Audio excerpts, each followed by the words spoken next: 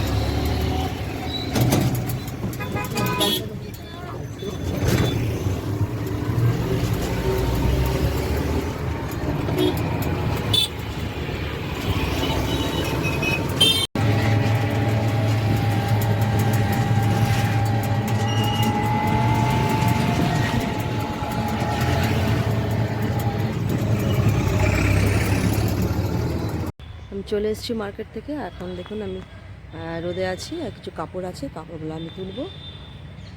আজকে সকালে আমি রান্না করে গেছিলাম, আমি শাক তরকারি, কুমড়ো তরকারি করে গেছিলাম, এইসব আর ভাত। দেখুন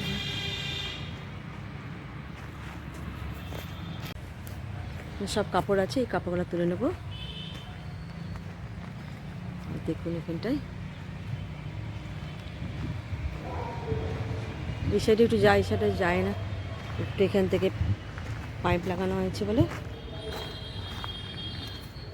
পরিষ্কারই থাকে, তা একটু একা আসতে একটু ভয় লাগে। বর্ষাকালে বেশি ভয় লাগবে।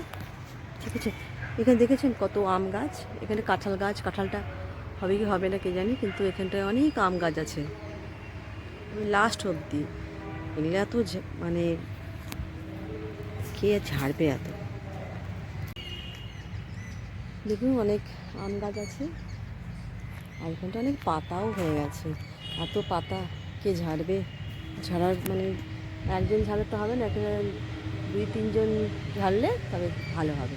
দেখুন এখানটা পুরো আম গাছে ভর্তি। আর এই গাছটা মাঝে মাঝে আমি ভিডিও করি, এই গাছটাতে ভিডিও করি আমি।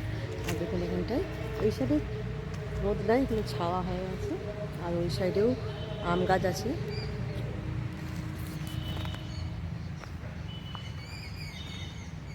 পরিষ্কার করলে একটু ভালো লাগবে, পাতায় ভর্তি হয়ে গেছে। পাতাতে কত নোংরা বসে গেছে বুঝি। আর দেখুন এই ছেলেটায় পুরো আম গাছে ভর্তি, গাছে গাছে পাশে কোয়ার্টার আছে, ভাববে যে আমি ওকে শুটিং করছি। মানুষের মন বলা যায় না কখন কি বলে বসবে, সেই জন্য আমি একটু ধীরে ধীরে কথা বলি, বেশি জোরে জোরে কথা বলি না।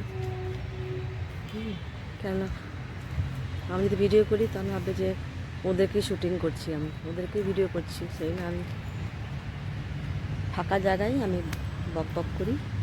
আর দেখুন এখানে গাছের পাতা বেশ ভালো ছাওয়া হয়ে গেছে, পুরো ছাওয়া এখানটায়।